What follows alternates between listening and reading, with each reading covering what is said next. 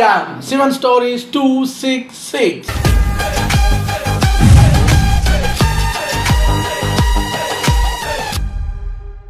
நேரா வீடியோக்குள்ள போயிடலாம். வாங்க என்ன நடக்குதுன்னு பார்க்கலாம். இது ஒரு 18 minutes வீடியோ இருந்தாங்க. டக்குன்னு பார்த்துட்டு சிவனோட கோவத்தியால அவரோட தனிமையால சுத்தி இருக்கிற மரங்கள் எல்லாம் பத்திக்கிட்டு எரியுது. நாரதர் இசை வாசிக்கிறேன்னு சொன்னா அவரோட இன்ஸ்ட்ருமெண்ட் பிஞ்சு போயிடுது. சிவன் இப்படி எல்லா சேட்டையும் செஞ்சுட்டு கடைசியில தனிமை வேணும் தனிமை வேணும் தனிமை வேணும் எனக்குன்னு கத்த நம்ம நாரதரும் தப்பிச்சா போதும் ஆளை விடுங்க சுவாமின்னு அங்க இருந்து எந்திரிச்சுறாரு, ஓடியாந்துறாரு. ஆனா சிவனோட கோபம் இன்னும் குறையவே இல்லை. எல்லா இடமும் இன்னும் பத்திக்கிட்டு தான் எரியுது. இதை உணர்ந்துட்டு நம்ம தேவியோ கைலாய மலையில இருந்து சிவங்கிட்ட மனசுக்குள்ளாகவே சுவாமி வேண்டாம், அமைதியாக இருங்க அமைதியாக இருங்க அப்படின்னு எவ்வளவோ சொல்லிப்பாங்க. நீங்க காளியான பவர் கேட்டாரே நீங்களா? இப்படி நம்ம தேவி ஒரு பக்கம் முயற்சி செஞ்சுக்கிட்டு இருக்க, அதே சமயம் நம்ம நாராயணர் அவரும் கைலாய மலைக்கு வந்து தங்கச்சி என்னால ஒன்னும் பேசி உன் புருஷ மனசை மாத்த முடியல தாயி, நீ மறுபடியும் நீதான் முயற்சி செய்யணும்னு சொல்லிட்டு அவர் கைலாய மலையில இருந்து கிளம்பிடுறார். நம்ம தேவியும் இன்னும் நம்பிக்கையோட நிச்சயமாக நான் கடைசி வரைக்கும் முயற்சி செய்வேன்னு சொல்லிட்டு இங்க இருந்து சுவாமி நாம ரெண்டு பேரும் ஒருத்தர் முழுமையாக்குறோம். ஆனா இப்போ நீங்க என் கூட இல்ல, ஆனா ஆதிசக்தியா உங்க பொட்டாட்டியா நான் நிச்சயம் உங்களை மீட்பேன். இந்த உலகத்தை உங்களோட கோவத்தீயில இருந்து நிச்சயம் நான் காப்பாத்துவேன்னு இவங்க அழுதுகிட்டே தனக்குள்ளாகவே சொல்லிக்கிட்டு அந்த காஞ்ச வில்வ இலைய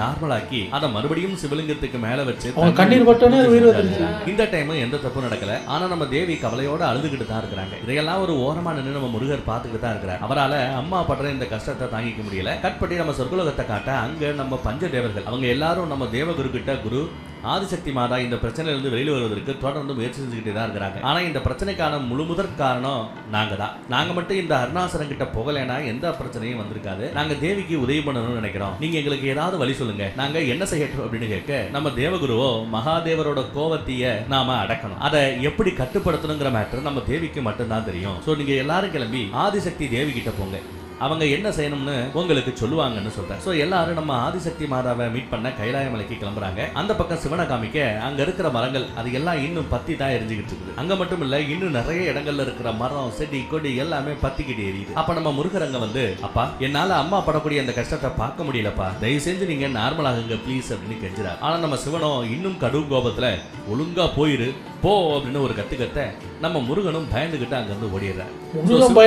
கண்ட்ரோல் ஆகிற மாதிரி தெரியல. அது எல்லா பக்கமும் கோவத்தீயா பரவி உலக மக்கள் எல்லாரும் பஞ்சத்தால ஊரை விட்டு வேற ஊருக்கு பயணிச்சு போகக்கூடிய அளவுக்கு போய்கிட்டு இருக்கு. இந்த கோவத்தி அது முத உருவானது நம்ம நாரதர் சிவன் கிட்ட போய் பேசும்போதுதான். சோ அதை நினைச்சிட்டு நம்ம நாரதர் விஷ்ணு கிட்ட போய் பிரபு நான் என்னமோ நினைச்சு சிவன் மனசை மாத்திரலாம் நினைச்சு போனேன், ஆனா என்னென்னமோ நடந்து போச்சு, நான் இப்போ என்ன செய்யட்டும் அப்படின்னு கேட்க நம்ம நாராயணர் ஒரு பக்கம் சிவனோட அந்த கோபத்தி அது எல்லா பக்கமும் பரவிக்கிட்டு இருக்கு. இன்னொரு பக்கம் சிவனோட மனநலம மாதிரியே எல்லா மக்களோட மனநிலையும் மாறிக்கிட்டு இருக்கு. பஞ்சத்தாலையும் குழப்பத்தினாலையும் மக்கள் என்ன பண்றாங்கன்னா ஒரு சின்ன பையன் ஒரே ஒரு ரொட்டி துண்டு எடுத்துட்டு வரான். அதை பார்த்துட்டு மக்கள் எல்லாரும் அவங்கிட்ட ஓடி வந்து அவன் மேல பாஞ்சு அந்த ரொட்டியை பிச்சு தின்னுட்டு ஓடிக்கிட்டு இருக்காங்க. இதையெல்லாம் பார்த்து நம்ம நாராயணன் வருத்தப்பட்டு இருக்கும் போது கரெக்டா ஒரு கருப்பு புகையை போட வேற யாரோ வைகுண்டத்துக்கு வராங்க கருப்பு புகையோட. அது யாருன்னா சாட்சாத் நம்ம யமராஜா தான். அவர் வந்து பிரபு நாலா திசையிலுமே மக்கள் தொடர்ந்து பஞ்சத்தால செத்துக்கிட்டு இருக்கிறாங்க. நிறைய பேர் குழப்பத்தால தற்கொலை கூட செஞ்சுக்கிட்டு இருக்கிறாங்க. எங்க திரும்பினாலும் சாவு. இத்தனை சடலங்களை டெட் பாடிஸ்களை நான் எப்படி தனியா சமாளிப்பேன் சொல்லுங்க அப்படின்னா அவர் பிரச்சனையே ஒர்க்லோடு அதிகமாயிடுச்சுல்ல, அதை சொல்லி வருத்தப்பட்டுக்கிட்டு இருக்கிறார். ஆனா நம்ம நாராயணரோ இந்த எல்லா பிரச்சனைக்கும் முற்றுப்புள்ளி அது சிவனால தான் வைக்க முடியும். ஆனா அவர் மனசை மாத்தி பழைய நிலைமைக்கு யார் கூட்டிட்டு வருவா அப்படின்னு புலம்பிக்கிட்டு இருக்கிறார். அடுத்து உலகத்தை பார்த்தா சிவனோட அந்த கோபத்தி அது காட்டு தீயா மாறி காடு மலைன்னு எல்லாத்தையும் அழிச்சுக்கிட்டு இருக்கு. அது மட்டும் இல்லாம இப்போ அந்த தீ குடியிருப்பு ஏரியா பக்கம் வந்து வீடு குடிசைகள்னு எல்லாத்தையும் எரிச்சு தள்ளிக்கிட்டு இருக்கு. எல்லா மக்களும் என்ன செய்யறதுன்னு தெரியாம இங்கேயும் அங்கேயுமா ஓடிக்கிட்டு இருக்கிறாங்க. நடக்கிறதெல்லாம் பார்த்துட்டு நம்ம தேவி பசங்க கிட்ட நிலைமை கையை மீறி போய்கிட்டு இருக்கு, உங்க அப்பாவோட கோவத்தி அதை அடக்கியே ஆகணும்னு சொல்ல நம்ம பசங்க ஏன் அப்பா இப்படி பண்றார், அவர் என்ன உலகம் அவரோட கோவத்தினால அழியணும்னு ஆசைப்படுறாரா, அப்பா ஏன் அவரோட பொறுப்புகள் இருந்து விலகுகிறார், ஏன் அவரோட கோவத்தை கண்ட்ரோல் பண்ண மாட்டேங்கிறாருன்னு கவலையோட ஒரு ஓகே டவுட்டு. இப்போ சிவன் ஒரு இடத்துல போய் நின்று கோவப்படும் போது இயற்கை அழியுது, ஆக்களோட குடியிருப்பு இடங்கள்லாம் எரியுது. சிவனோட ஏரியா கைலாய மரம் மட்டும் எரியாம இருக்கீங்க.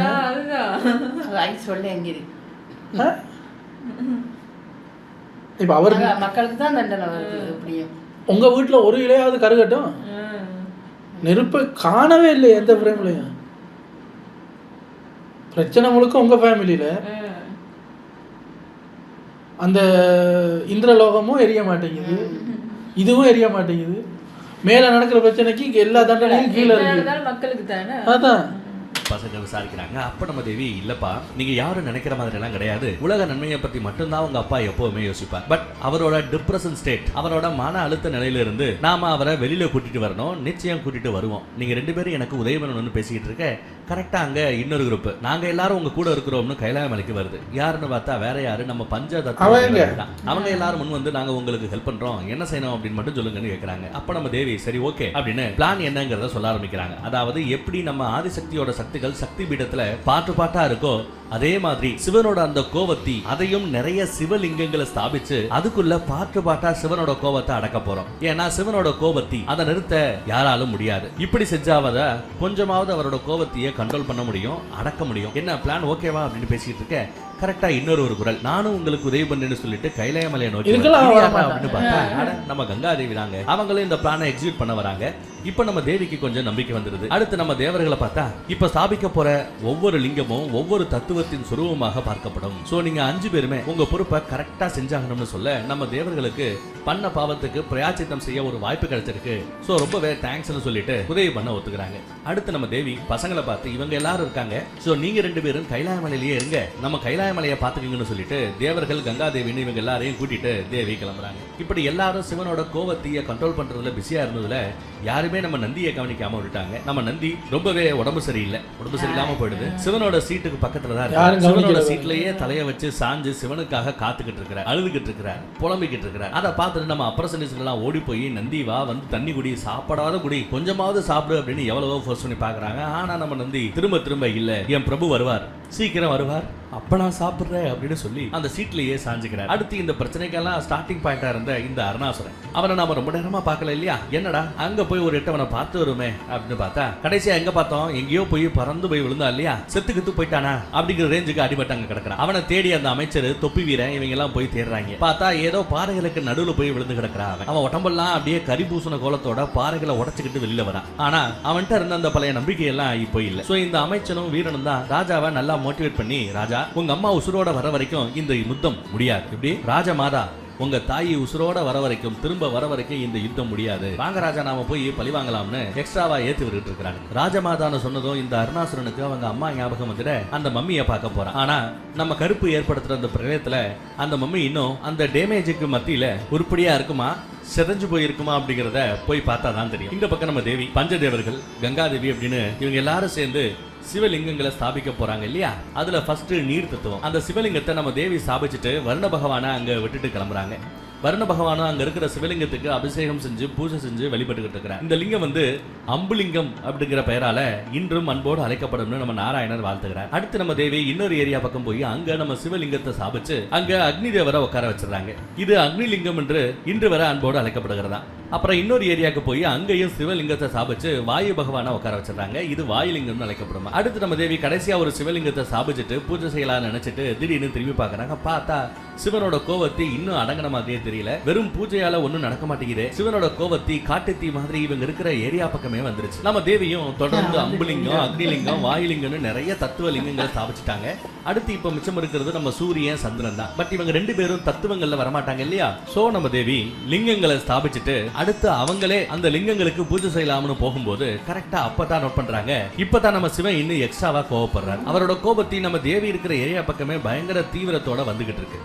கங்கா, நம்ம சூரியன், சந்திரன் எல்லாரும் பயப்படுறாங்க. அப்ப நம்ம தேவி மட்டும் திடீர்னு ஒரு புது ரூபம் எடுக்கிறாங்க, பச்சை புடவை கட்டி. இந்த ரூபம் தான் அகிலாண்டேஸ்வரி தேவி அப்படிங்கிற அந்த தேவியோட ரூபம் அப்படிங்கிறாரு விஷ்ணு பகவான். நம்ம அகிலாண்டேஸ்வரி அவங்க சக்தியை யூஸ் பண்ணி அந்த கோவத்தீயிலிருந்து கொஞ்சம் கொஞ்சமா இந்த பூமியை காப்பாத்துறதுக்காக என்ன பண்றாங்க, அந்த கோவத்தீய கொஞ்சம் கொஞ்சமா பாட்டா பிரிச்சு அம்புலிங்கம், அக்னிலிங்கம், வாயுலிங்கம்னு எல்லா இடத்துக்கும் பாட்டா. இதுலயா ஜம்புலிங்கம் வருது? இல்ல ஜம்புலிங்கம் ஒரு பாட்டுல இருக்குல்ல, அம்புலிங்கம், ஜம்புலிங்கம் இல்லையா? ஜம்புலிங்கம் வந்து இல்ல. ஜம்புலிங்கம்ங்கிறது சும்மா ஃபன்னுக்கு சொல்றதா இல்ல அதுவும் ஏதாவது ஒரு பேரா? ஃபியூச்சர்ல அந்த கதை வருமா? இருக்காங்க அவருக்கு ஜம்புலிங்கம் ஜம்புலிங்கம் வருது. எனக்கு ரொம்ப நாளா அந்த டவுட். இப்ப நிறைய பாட்டு இருக்குதா, ஒரு வாயுலிங்கம் அது ரெண்டு, ஜம்புலிங்கமே ஜாடா ஜாடா ஒரு பாட்டு வரும்ல. அப்ப சிரிக்கிற விஷயம் இல்ல, ஜம்புலிங்கம்னா ஏதோ ஒரு கதை இருக்கணும் அதுக்கு. இப்ப இவங்க 2 பேருக்கு இன்னும் கொடுக்கல தானே. சரியில்ல, சந்திரருக்கு சூரியருக்கும் அனுப்பிட்டு கடைசியா இப்போ ஸ்தாபிச்சு வச்சு நிப்பாட்டி இருக்கிற பிருத்திவி லிங்கத்தை நிலத்தத்துவத்தின் அடிப்படையில் உருவாக்குன இந்த பிருத்திவி லிங்கத்துக்குள்ளேயும் பார்ட்டா பிரிச்சு வச்சிருக்கிற அந்த கோபாக்னியை உள்ள அனுப்புறாங்க. இப்படி செஞ்சதுனால சிவனோட கோபத்தை ஏதோ ஓரளவுக்கு கண்ட்ரோலுக்கு வந்திருக்குங்க. அடுத்து நம்ம தேவியை இந்த அகிலாண்டேஸ்வரி ரூபத்துல எல்லாரும் வந்து தரிசிக்கிறாங்க. தரிசனத்தை கொடுத்துட்டு நம்ம தேவி அவங்க நார்மல் ரூபத்துக்கு வந்தாச்சு. அடுத்து நம்ம தேவி அங்க இருக்கிற பிருத்திவி லிங்கத்துக்கு முன்னாடி உட்காந்து அபிஷேகம் செஞ்சு வில்வ இலைய வச்சு தொடர்ந்து ஓம் நம சிவாய அப்படின்னு சொல்லி பூஜா புனஸ்காரம் எல்லாம் பண்றாங்க. தொடர்ந்து இவங்க பூஜை செய்ய அங்க தீ மாதிரி எரிஞ்சுக்கிட்டு இருந்த நம்ம சிவனும் கொஞ்சம் கூல் டவுன் ஆகுறாங்க. உலகம் ஃபுல்லா பரவிக்கிட்டு இருந்த அவரோட கோப காட்டு தீ மறுபடியும் கண்ட்ரோலுக்குள்ளாகுது. சிவன் ஓரளவுக்கு வந்துடுறாரு எப்படியோ. அப்புறம் அவரோட முடியை எல்லாம் இழுத்து பிடிச்சு பழைய மாதிரியே கொண்டையும் போட்டுக்கிறார். சிவன் ஓரளவுக்கு நார்மல் ஆகிட்டாருன்னு தெரிஞ்சுக்கிட்டு நம்ம தேவி சந்தோஷமா அவங்க பூஜையை முடிச்சிடறாங்க. அடுத்து நம்ம நாராயணர் அவர் தேவி கிட்ட இப்ப அவங்க ஸ்தாபிச்ச அந்த 5 லிங்கங்களும் சிவனோட பஞ்சபூத லிங்கங்களாக இனிவரும் மக்களால் அழைக்கப்படும் சொல்லிட்டு அதோட சிறப்புகளை சொல்ல ஆரம்பிக்கிறார். அதாவது பிருத்திவி லிங்கம் வந்து திரியம்பகேஸ்வரர் அப்படின்னு அழைக்கப்படுமா. அடுத்து நீர் தத்துவ லிங்கம் ஜம்புகேஸ்வரர்னும் தத்துவ லிங்கம் சிதம்பர நடராஜர்னும் அக்னி தத்துவ லிங்கம் நம்ம அண்ணாமலையாரனும் அடுத்து வாயுலிங்கம் ஸ்ரீ காளஹஸ்தியிலிருந்து அருள் தரக்கூடிய காலகேஸ்வரர் அப்படின்னும் அழைக்கப்படும் அப்படின்னு சொல்றார். எத்தனையோ ஆண்டுகளுக்கு யுகங்களுக்கு முன்னாடி ஸ்தாபிக்கப்பட்ட அந்த லிங்கங்கள் இன்னும் நான் சொன்ன இடத்துக்கெல்லாம் போய் பார்க்க முடியும். அந்த லிங்கங்களுக்கு அவங்க பூஜை பண்ண மாதிரியே தேவி பூஜை பண்ண மாதிரியே நாமளும் பூஜைகள் செய்ய முடியும். இப்படியா நம்ம தேவி போட்ட அந்த பிளான் எல்லாம் சூப்பரா ஒர்க் அவுட் ஆயிடுச்சு இல்லையா?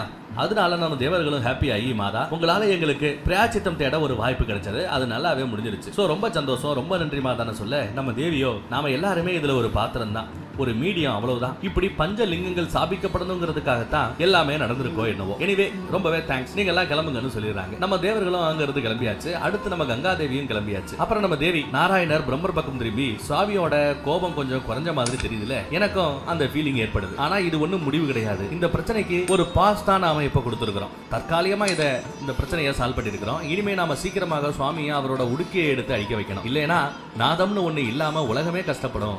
அதுலயும் ரொம்ப ஸ்பெஷலா மனித குலமே அழிறதுக்கான நிறையவே வாய்ப்பு இருக்கிறது அப்படிங்கிறாங்க. சோ சிவனை உடுக்கையை எடுக்க வைக்கிறதுக்கு நாம அடுத்த ஸ்கெட்ச் போடணும்னு சொல்றாங்க. கட் பண்ணா கைலாமலையில் இருக்கிற நம்ம நந்தியை காட்ட அவர் சிவனோட சீட்டுக்கு கீழே சிவன் காலை வைக்க ஒரு கல் வச்சிருப்பாரு இல்லையா, அந்த இடத்துல தன்னோட தலையை வச்சுக்கிட்டு பிரபு பிரபு பிரபு அப்படின்னு சிவனையே கூட்டு விட்டுருக்காரு. அப்ப நம்மளோட பசங்களும் வந்து நந்தி எப்படி இருக்காரு அப்படின்னு விசாரிக்க அப்பர் சண்டிஸ்களும் நந்தியால எந்திரிச்சு கூட உட்கார முடியல, அந்த அளவுக்கு கூட அவருக்கு சக்தி இல்ல, நாங்க எவ்வளவோ சொல்லியும் அவன் தண்ணியோ சாப்பாடோ எதையுமே சாப்பிட மாட்டேங்கிறான், சக்தியே இல்ல அவன் உடம்புல, நீங்களாவது சொல்லி புரிய வைங்களே அப்படின்றாங்க.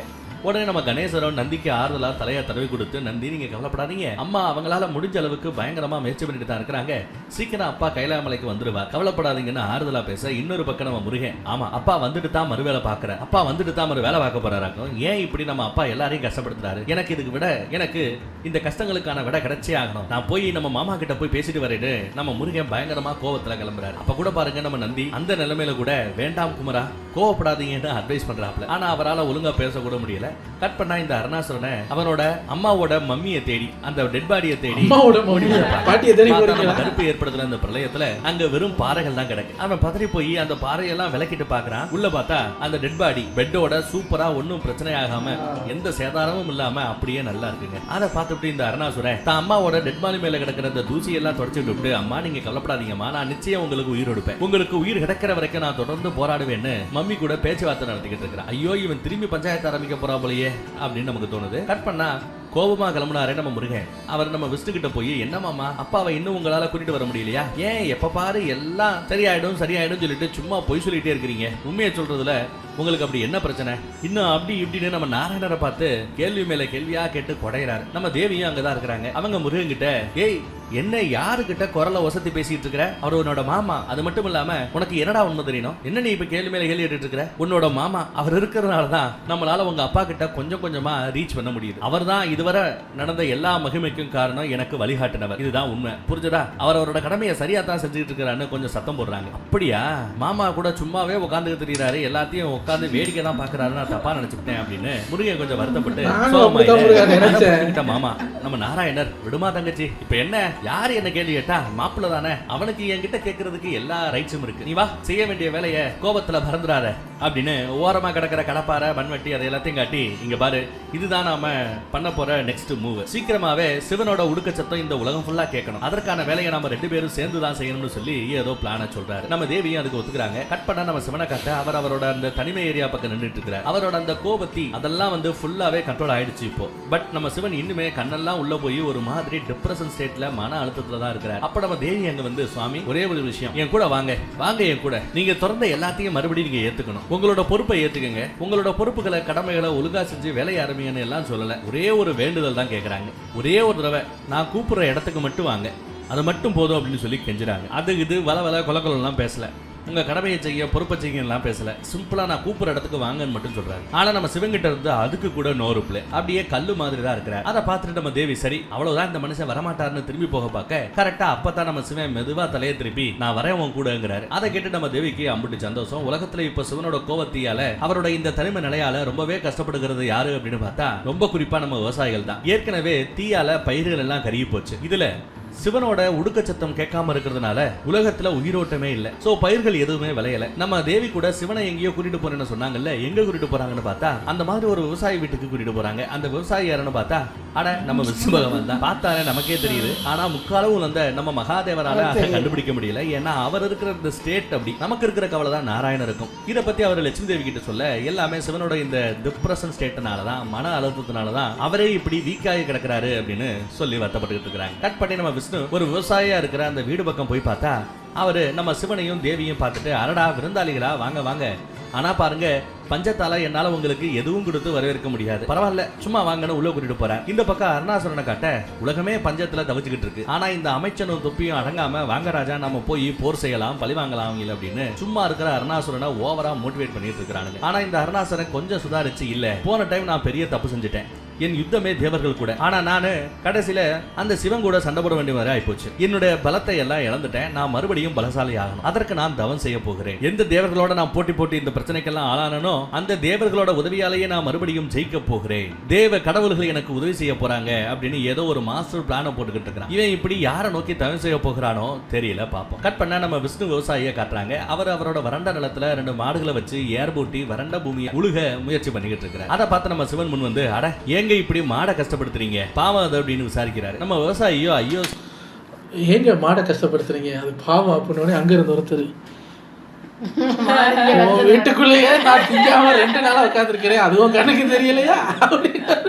ஐயா கோபம் உண்டாக்காதீங்க சார், 2 மாடு அது முக்கியது, நான் சாக கிடக்கிறேன். இல்ல எல்லாத்தையும் ஞானத்தால கண்டுபிடிப்பாரு, இதை கண்டுபிடிக்காம இருக்காரு. அவன் நம்பிய டிப்ரெஷன்ல இருக்காங்க.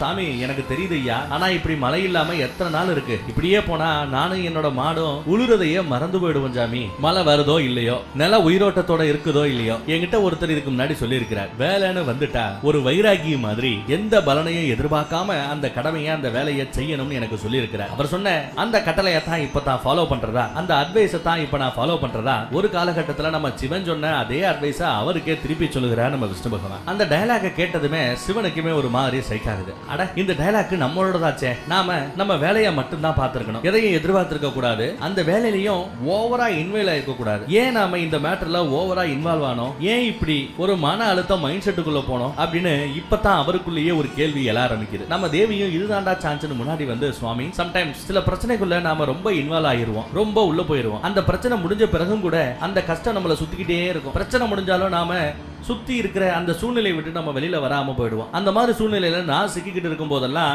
அந்த பிரச்சனையில இருந்து என்ன வெளியில கூட்டி வருவீங்க, அந்த மன அழுத்தத்துல இருந்து நீங்க என்ன வெளியில கூட்டி வருவீங்க. இப்போ உங்களை இந்த மாதிரி ஒரு சூழ்நிலையில இருந்து நான் வெளியில கொண்டு வர மாதிரி இருக்கிறது. வேற ஒண்ணும் இல்லை, என்ன பாருங்க, நீங்க எதற்காக இப்ப இந்த மன அழுத்தத்துக்குள்ள போனீங்க, உங்க பொண்டாட்டிக்கு இப்படி ஆயிப்போச்சு அப்படின்னு தானே. உங்க பொண்டாட்டி நான் தானே, என்ன பாருங்க நான் நல்லா தானே இருக்கேன், எனக்கு ஒன்னும் ஆகல, நான் இப்படி நல்லா இருக்கேன்னா அதற்கு காரணம் நீங்க தான், உங்க சக்திகள் தான் சுவாமி, நல்லா பாருங்க எல்லாம் முடிஞ்சு போச்சு, உங்க மன அழுத்தத்துல இருந்து வெளியில வாங்க அப்படின்னு கெஞ்ச நம்ம சிவனுக்கு இப்பதான் கொஞ்சம் புரியுதுங்க. புத்தியும் வந்து லைட்டா சிரிச்சுக்கிட்டு பார்வதி தேவியோட கண்ணத்தை பிடிச்சுக்கிறார். இப்ப நம்ம சிவன் நல்லாவே நார்மல் ஆயிட்டார் இல்லையா. அப்ப நம்ம விஷ்ணு பகவான் அவரோட விவசாய ரூபத்துல இருந்து நால்வர் ரூபத்துக்கு வந்துட்டு, மச்சான் தயவு செஞ்சு சீக்கிரமா உன்னோட உடுக்கையை எடுத்து அடி. உலகத்துல உயிரோட்டமே இல்லாம போய்கிட்டு இருக்கு, சீக்கிரமே உலகத்துக்கு உயிரோட்டத்தை கொடுங்க, ஃபர்ஸ்ட் உடுக்கையை எடுங்க, அப்புறமா ரொமான்ஸ் பண்ணிக்கலாம் அப்படின்னு சொல்லிட்டு நம்ம சிவனோ இன்னும் கொஞ்சம் பிரம்மையில தான் இருக்கிறார். திருன்னு முழிச்சுக்கிட்டு நிக்கிறார். ஏன்னா அவர் துறந்த உடுக்கையோ சூலமோ இப்போ அவர்கிட்ட இல்ல, ஆனா அது நம்ம தேவி கிட்ட தானே இருக்கு. சோ அவங்க தன்னோட கண்களை மூட சிவனோட திரிசூலத்தையும் உடுக்கையும் வர வச்சு அதை நம்ம சிவன்கிட்டயே கொடுக்க, சிவனை ஒழுங்கா சிரிச்ச முகத்தோடையே பாசத்தோட தன்னோட அஸ்திரங்களை மறுபடியும் வாங்கிக்கிறார். சிவன் தான் உடுக்கைய தான் கையில ஏந்திருந்துமே துறந்த உடுக்கைய மறுபடியும் வாங்கிக்கிட்ட உடனேயே சுட்டெரிச்சுக்கிட்டு இருந்த அந்த வெயிலெல்லாம் போய் கரு மேகங்கள் கூட ஆரம்பிக்குது. அடுத்து நம்ம சிவன் சந்தோஷமா அந்த உடுக்கையை எடுத்து அடிக்க ஆரம்பிப்பார் பாருங்க. அட அட அட அட உடுக்க சத்தத்தை கேட்க கேட்க கேட்க அந்த பக்கம் மலை கொட்டுன்னு கொட்டுது. வயல்வெளிகள் எல்லாம் ஓரளவுக்கு நார்மலாகும். கைலாய மலையில இருக்கிற கிடக்கிற நந்திக்கு கூட உடுக்க சத்தம் கேட்குது. சோ சிவன் வந்து விட்டார் அப்படின்னு அவர் புரிஞ்சுக்கிறார். அந்த உடுக்க சக்தியே அவரை எந்திரிக்க வச்சிருக்கு. ஐயா அந்த அதிசயத்தை பாருங்களேன். அவர் உடுக்க அடிச்சு எல்லாருக்கும் மழை கிடைக்கும் போது கைலாயத்திலே மழை பெய்யுது. ஆனா அவர் கோவப்பட்டு நெருப்பு வரும்போது கைலாயத்துல நெருப்பு வரலையே. ஏன் அது? அதான் மகிமை. கன்ஃபார்ம் அடுத்த ஜென்மத்துல நான் கடவுள் தான். இவ்வளவு அந்த சிவன் போஸ்ட், அதான் சிவன் போஸ்ட் வேணாம், அந்த கைலாய மலையில ஏதாவது ஒரு போஸ்ட், நந்தி போஸ்ட்.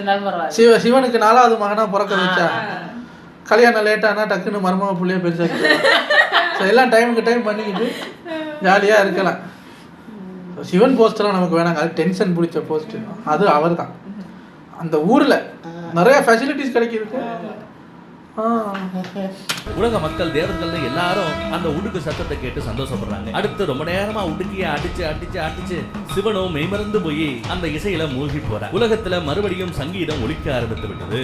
பூஜைகள் நடக்கிறது. கடவுளை பத்தி போற்றி பாட ஆரம்பிக்கிறாங்க. எல்லா மக்களும் தேவர்களும் ஹர ஹர மகாதேவ் ஹர ஹர மகாதேவ் அப்படின்னு கோஷம் போட ஆரம்பிச்சிருக்காங்க. இந்த உடுக்க இசையோட இன்னைக்கான கதை முடிஞ்சது. பேலன்ஸ் ஸ்டோரிய அடுத்த எபிசோட்ல பார்ப்போம். காத்திருங்க.